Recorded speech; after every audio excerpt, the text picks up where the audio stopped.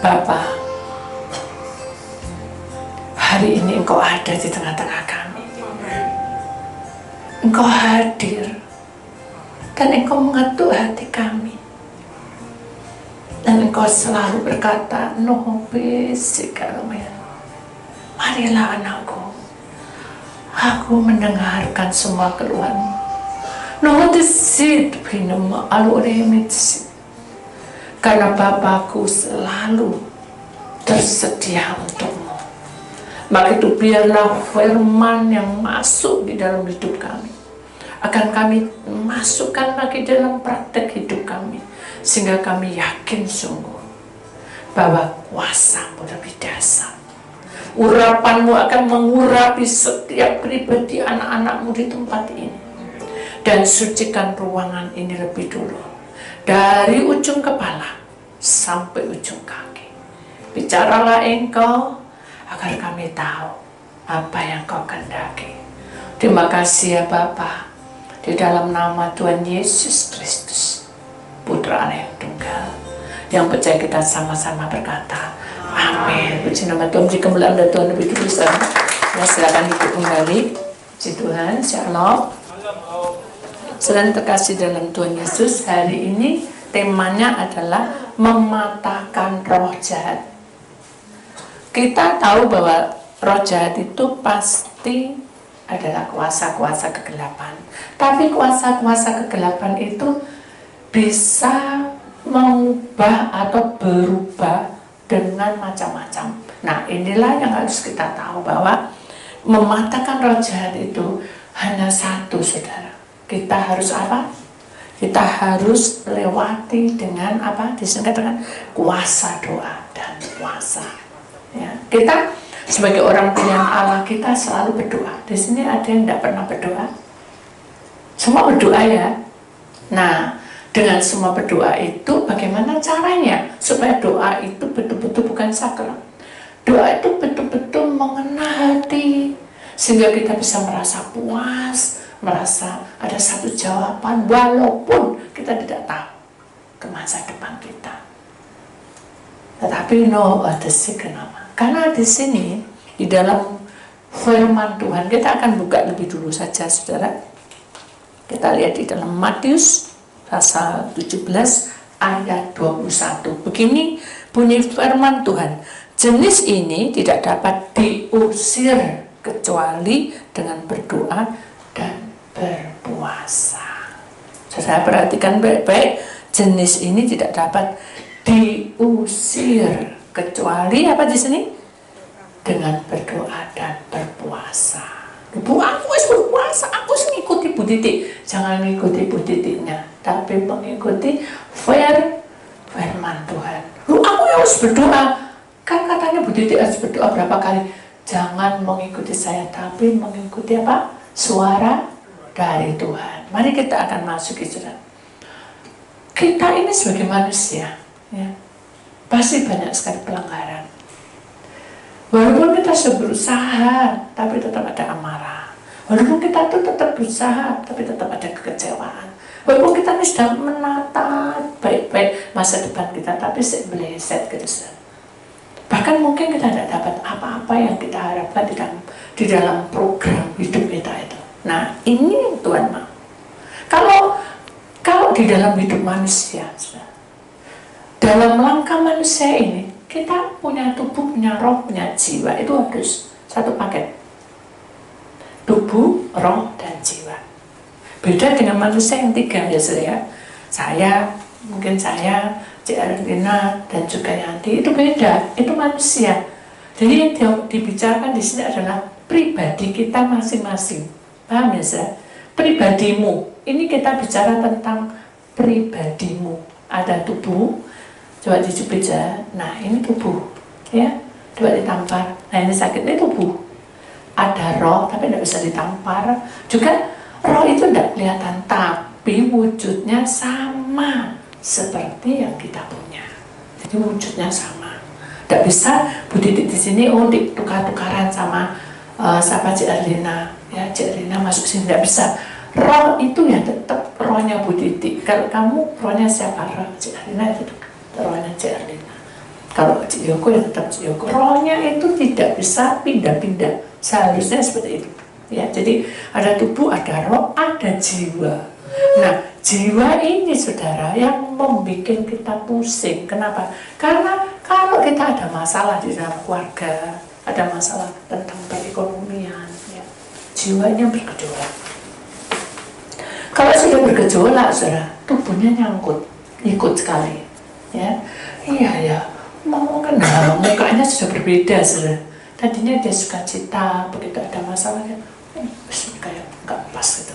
Nah, akhirnya dari proses hidup itu banyak hal yang terjadi. Contoh aja, dengan kita memprogram hidup kita, keuangan kita dengan masa-masa pandemi ini, saudara merasakan enggak kalau keuangan ini lagi apa?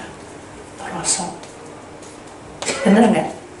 Kondisi keperluannya makin banyak, tapi keadaannya makin menurun. Tapi ingat, selama tubuh kita ini berusaha, saudara ya, selama tubuh kita ini berusaha dan kita tidak boleh patah semangat, maka urapan Tuhan itu akan bekerja di tengah-tengah kita.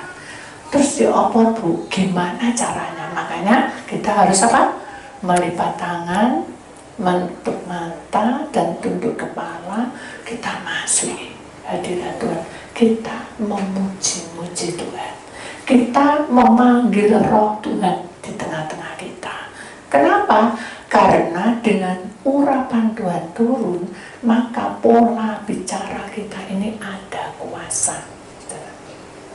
Paham ya?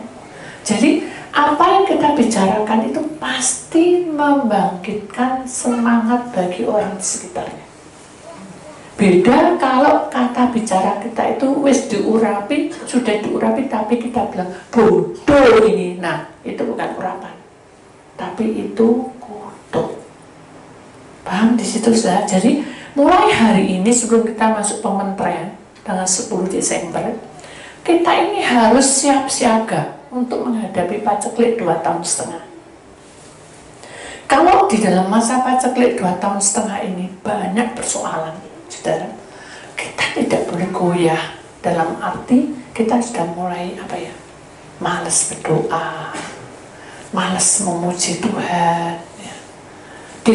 Tidak apa ya, mengutamakan Tuhan lebih dulu. Kita itu memikirkan keperluan kita, betul, kita memang memikirkan, tapi yang terpenting, saudara, harus ada komunikasi dengan Tuhan. Bukan miskomunikasi, komunikasi dengan Tuhan, dengan cara kita berdoa dan kita memuji Tuhan. Kalau kita mengundang Tuhan turun, maka perkataan kita ini punya roh urapan. Jadi ada kuasa, ada roh urapan. Contohnya apa Bu? Contohnya di dalam Matius 17, pasal 17 ini. Ya. Ini ada satu kisah yang kenyataan, saudara. Di mana murid-murid Tuhan Yesus yang selalu dekat sama Tuhan Yesus, ya, yang selalu melekat kasarannya di pengerjai Tuhan Yesus. 12 murid Tuhan Yesus itu kan pengerjai. Dia lagi berdoa mendoakan orang. Nah, tidak lama kemudian ada seorang ibu yang datang kepada Tuhan Yesus dan dia berkata, Guru, tolonglah saya. Anak saya ini sakit ayam. Dan kalau dia lagi kemasukan, tidak sadar ayam ini penyakit kumat, ya, dia akan masuk ke dalam api. Dan kadang dia masuk ke dalam air, tidak sadar diri. Jadi ini menyangkut nyawa. Tolonglah. Tuhan diam. Bukan Tuhan tidak mau, Tuhan ingin tahu isi hati kita. Apakah dia masih tetap mencintainya? Apakah dia tetap setia gitu, untuk percaya bahwa kamu datang itu tidak sia-sia? Sama seperti saudara hari ini. Saudara cuma datang konseling tok, itu juga tidak menjamin, tidak ada solusinya. Saudara datang konseling harus dimasukkan apa yang Tuhan mau. Pelepasan, ikut pelepasan. Itu artinya bahwa saudara datang mempraktekkan, saudara percaya pada Tuhan, saya mau dan saya lakukan hidup praktek saya untuk sesuai dengan firman Tuhan. Nah, ini orang ini tetap saudara. Dan dia bilang ibu ini, tolonglah saya, tolonglah guru. Dia memohon dengan sangat. Tuhan itu sangat berbelas kasih kepada manusia. Dia tahu betul, dia ingin menolong, tapi dia ingin tahu isi hatinya. Nah, saya tahu kalau ibu ini datang satu kali minta permohonan, dia diam, berarti bukan Tuhan itu terserah kamu, enggak. Tapi dia melihat apa yang ada, curhatan di hati itu dibuka. Sama dengan saudara hari ini. Saya datang ke sini cuma datang ke budi TikTok, enggak bisa. Saya datang ke sini karena saya mau ikut KKR, enggak bisa. Itu enggak menjamin. Yang Tuhan mau adalah saudara datang, saudara ngomong-ngomong di Tuhan, ya. Caranya gimana? Ya nyanyi tadi, saudara jangan muji Tuhan. Saya mau muji Tuhan dan pikiran saudara ke tempat lain, ya tidak bisa.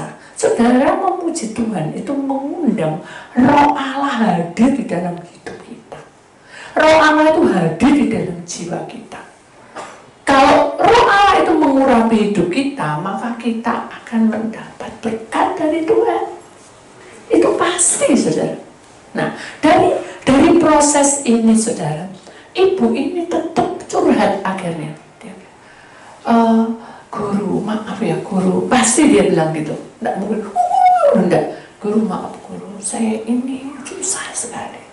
Saya sudah lama mengikuti guru kemanapun, tapi saya mohon tanganmu tumpang tangan di atas anakku sekali aja. Saya percaya, itu curhat. Seorang ibu curhat supaya anaknya sembuh, memohon agar tangan Tuhan menumpang. Akhirnya Tuhan bilang, bukankah sudah ada murid, ini orang bahasa sehari-hari, sudah. Bukankah murid-muridku sudah mendoakan kamu? Sudah, Tuhan. Tapi dia tidak bilang tidak sembuh. Dia tidak bilang tidak sembuh, sudah. Tapi dia bilang, aku rindu. Tuhan jamah anakku, tolong aku. Nah, karena hati ibu ini curhat, membuka hati, saudara. Tuhan membuka hati. Bukannya Tuhan itu sudah mengulurkan tangan, marilah kepadaku yang lelah dan terbeban berat. Memang Tuhan mengundang, itu kan umum, saudara. Tapi Tuhan ingin kamu tuh curhat, buka omongan. Jangan lebih pokoknya didik sendoan, tidak bisa, saudara. Bukaan hatimu. Tuhan ini loh, aku perlu ini loh. Kayak ibu ini tadi. Supaya apa? Supaya itu akan dimeterai dengan kehidupanmu bersama Tuhan. Itu akan tercatat di bumi dan di surga bahwa kamu mengakui bahwa aku minta Tuhan jamah hidupku. Gitu, saudara. Nah, akhirnya Tuhan datang di mana anak? Datang. Begitu datang, dia bilang sama ibu berarti, kamu tuh angkatan tidak percaya. Sampai kapan kamu percaya? Jadi mesti aku dulu. Kalau aku udah mau kamu baru percaya gitu. Kasarannya tidak bisa lihat seperti itu. Tapi ibu ini tidak. Iya Tuhan. Dia menyesal. Dan dia bilang ampuni saya. Itu dalam bahasa sehari-hari. Dalam roh, dia masih mengakui. Aku memang tidak bisa sempurna Tuhan. Aku sudah berulang-ulang memberi obat anakku sampai habis semua. Sekarang ini anakku lagi kumat gitu. Tolonglah aku Tuhan. Dia pasti menangis, saudara. Dengan cara seperti itulah jatuhlah belas kasih Tuhan lebih lagi.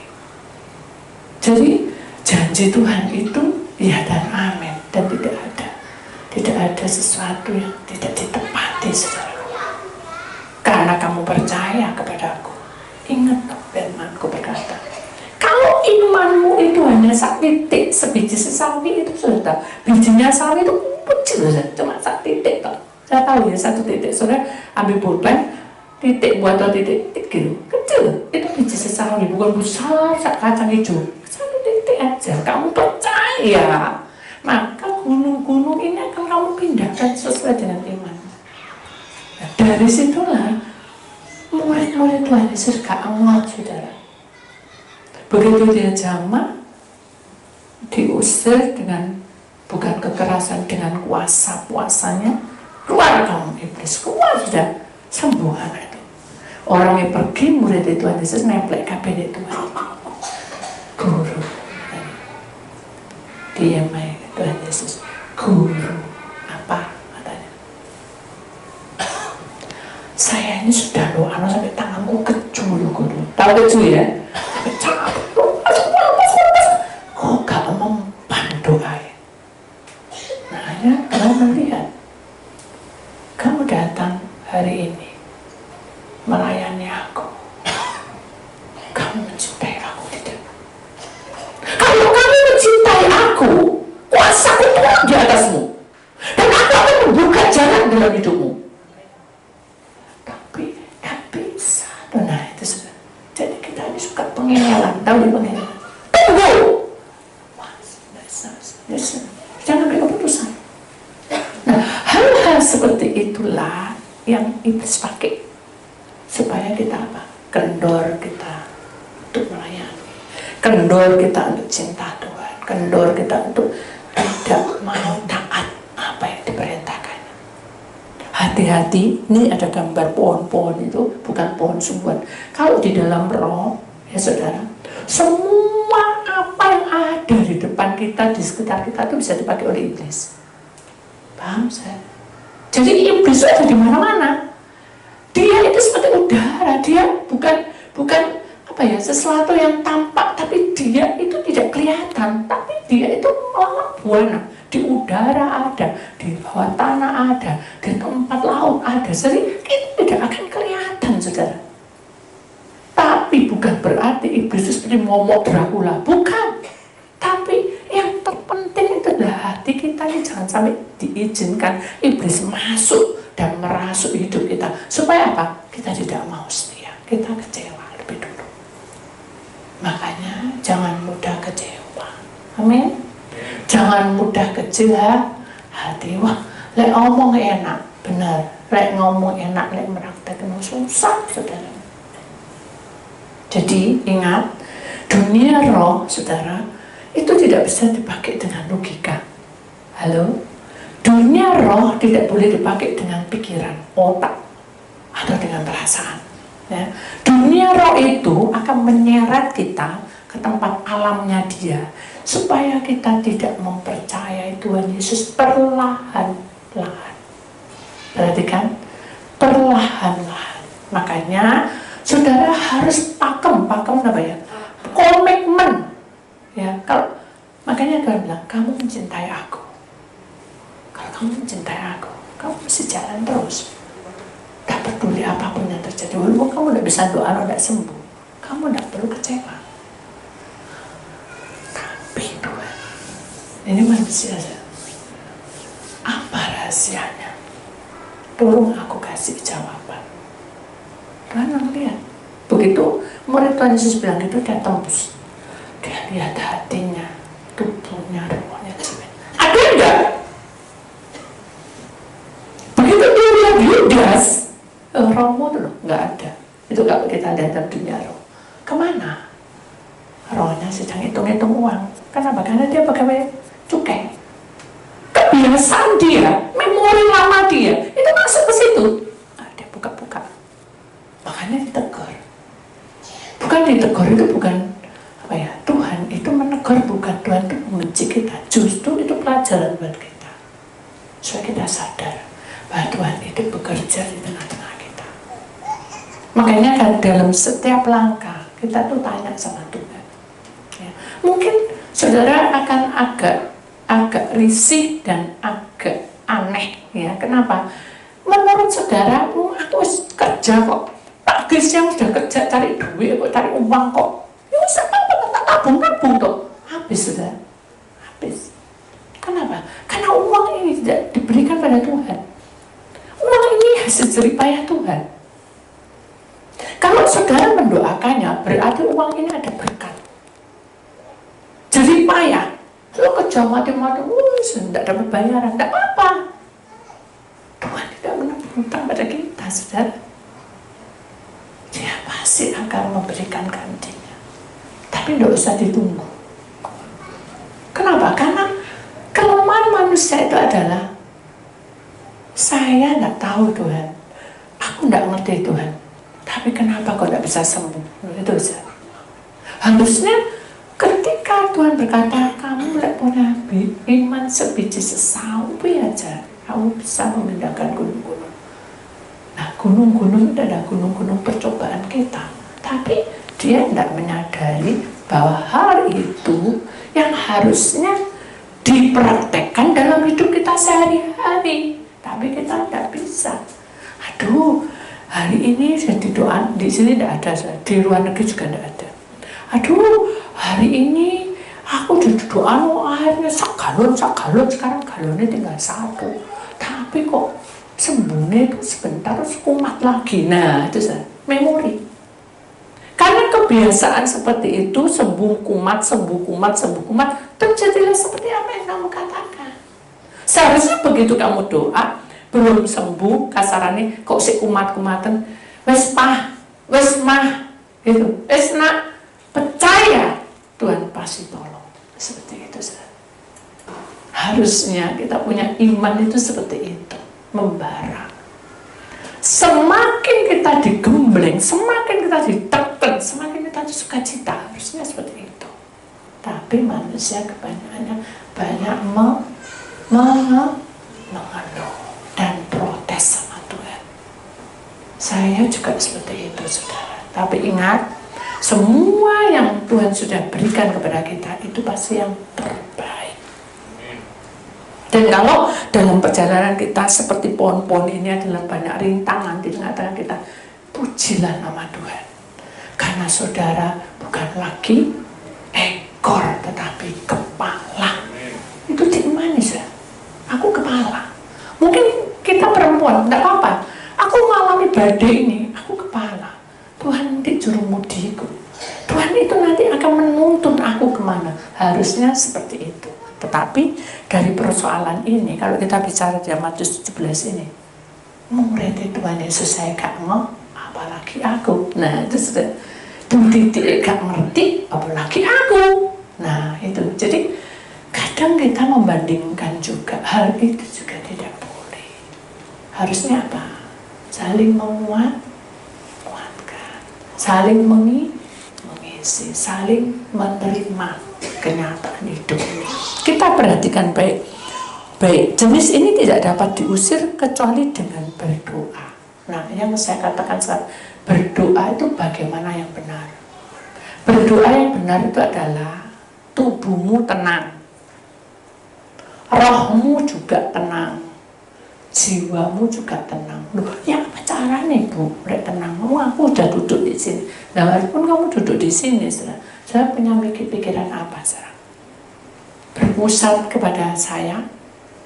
Waduh, kemarin rambutnya panjang lah. Itu bukan kehadiran Tuhan, tapi sudah menilai saya berdosa, saudara. Cara apa? Saya menghakimi orang. Tapi kalau saudara datang babu titik gini, babu titik begitu, tetap Tuhan memakai lidah bibirku titik hambanya. Aku harus dengar. Gitu, saudara.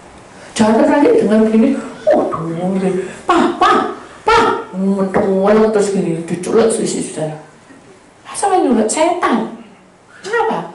Karena matanya memandang ke sana, tapi pikirannya bergerak kemana-mana. Waduh, totalannya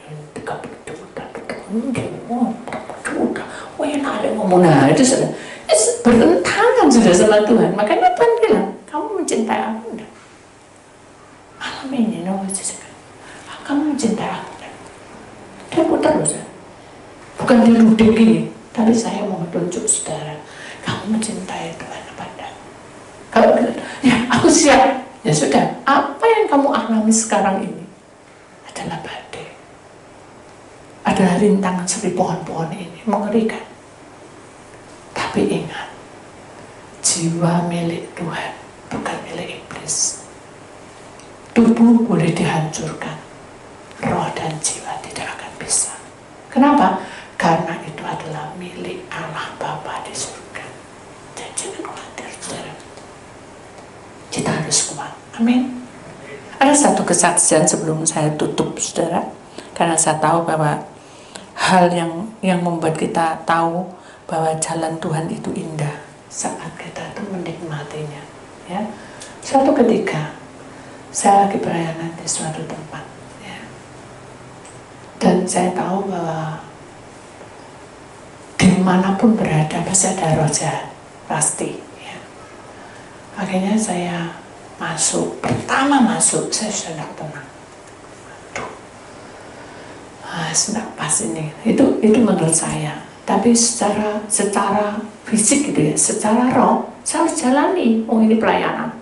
Tidak bisa, saya tidak bisa pelayanan. Terima.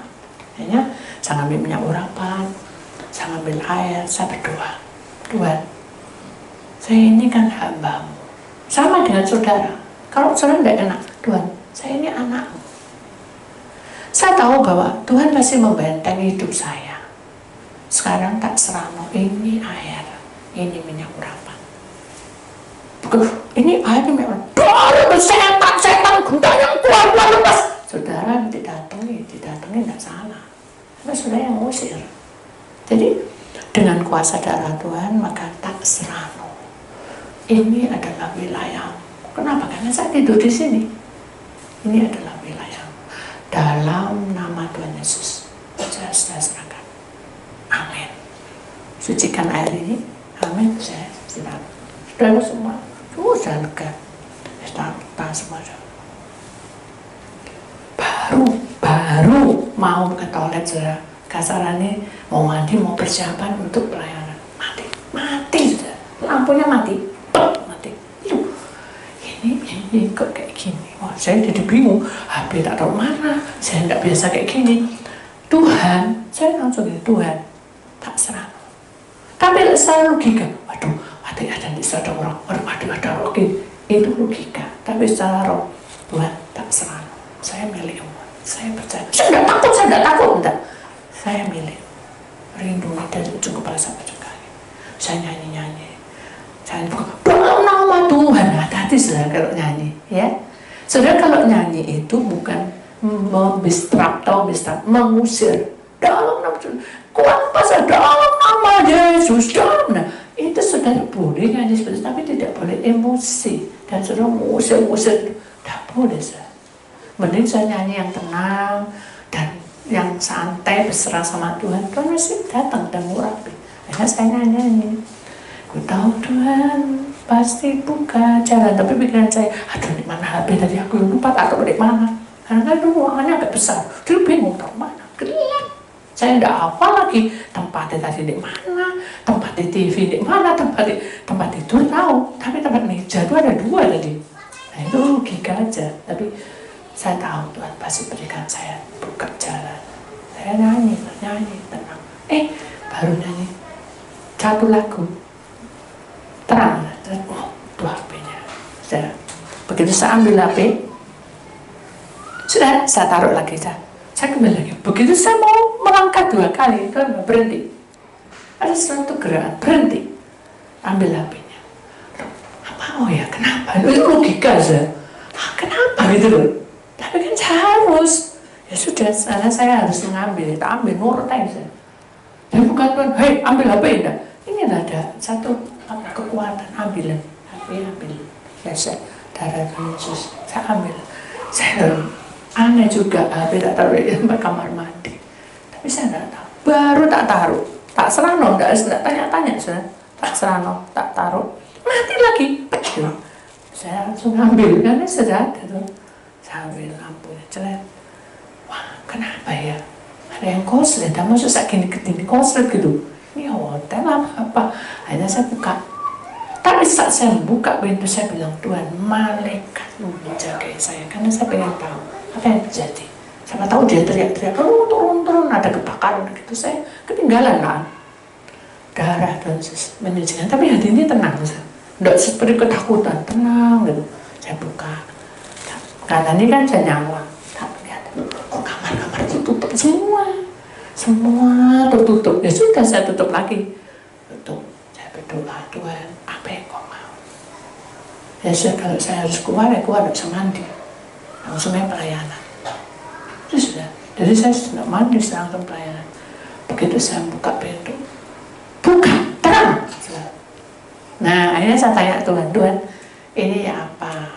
Boleh mandi? apa langsung pelayanan?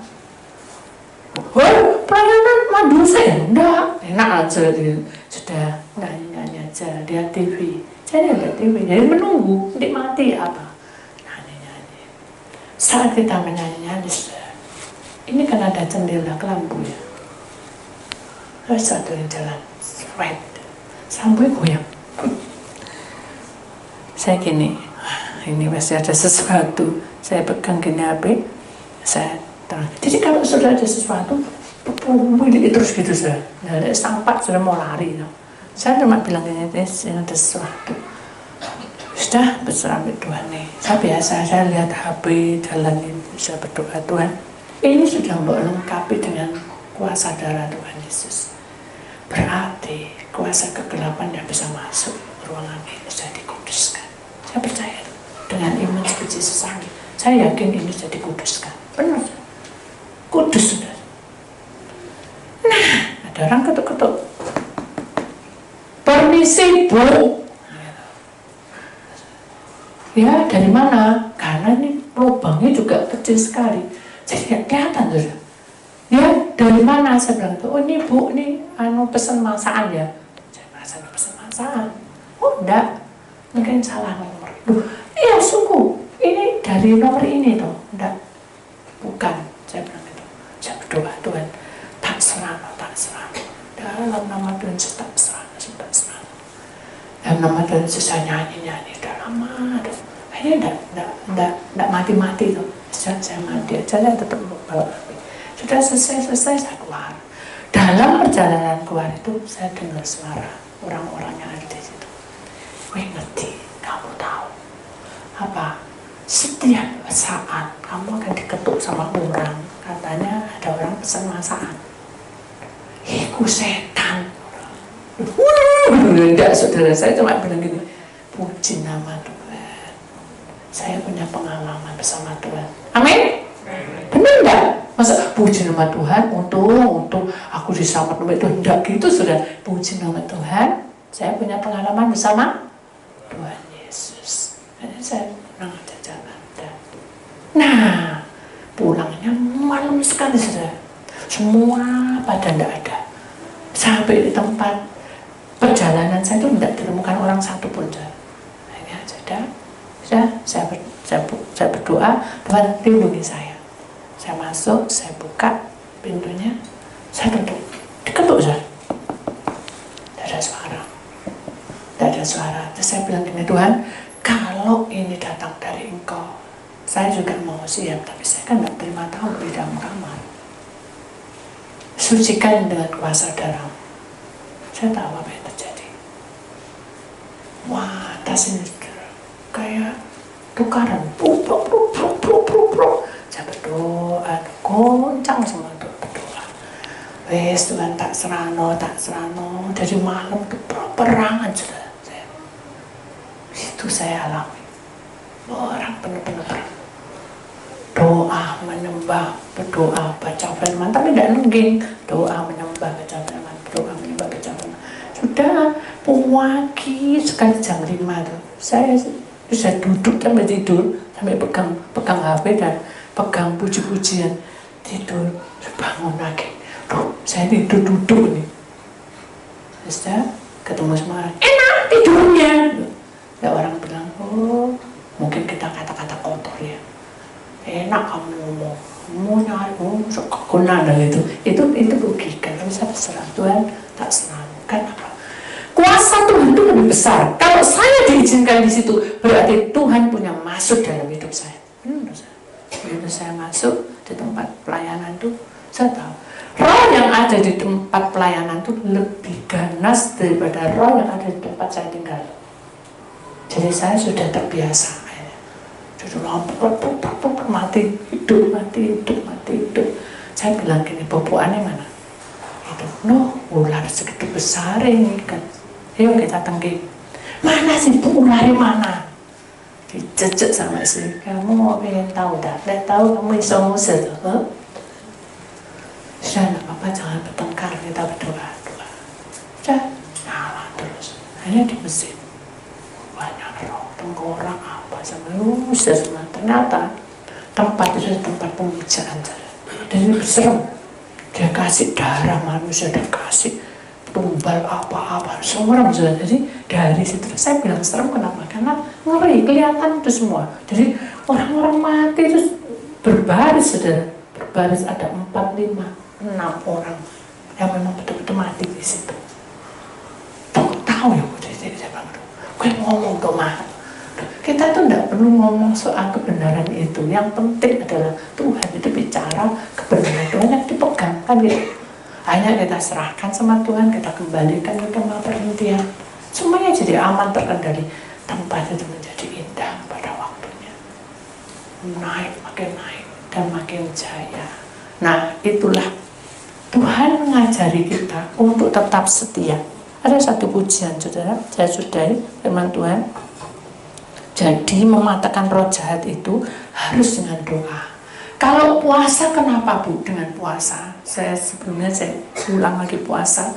Puasa itu adalah bukan mengosongkan perut. Puasa itu adalah menyucikan, menetralkan kita dari kuasa-kuasa yang tidak benar. Contohnya apa? Amarah, kebencian, kebohongan, sakit hati, kecewa. Nah itu kan terbuang, saudara, dengan puasa. Itu kenapa? Puasa tidak boleh marah, tidak boleh gondok, tidak boleh mangkel. Itu puasa. Makanya doa dengan puasa itu besar kuasanya. Ayo kita akan doa puasa, amin. Kita akan sudah. Aku pokok mau puasa. Nah itu benar. Aku puasa, aku mau doa sungguh-sungguh. Aku mau masuk dalam hadirat Tuhan. Itu yang benar. Cari sampai Tuhan itu jawab. Ayo kamu memuji Tuhan. Itu bisa gitu, saudara. Kamu akan merasa tuntunan itu luar biasa dan kamu akan menerima urapannya. Sebelum pembantaian terjadi, Roh Allah sudah bekerja di tengah-tengah saudara. Amin. Saya berdoa agar semua kuasa Tuhan itu turun di tengah-tengah hidup kita, satu persatu yang hadir di tempat ini. Ya, kita akan menyanyikan satu lagu bahwa kasih setia Tuhan itu lebih dari hidup. Kalau Tuhan tidak cinta dengan kita, tidak mengasihi kita, mungkin kita tidak tahu perjalanan hidup kita sampai seberapa. Tapi karena Tuhan mengasihi kita, jalan-jalan Tuhan itu terbaik buat kita. Kenapa? Karena Tuhan ingin apa yang dikasih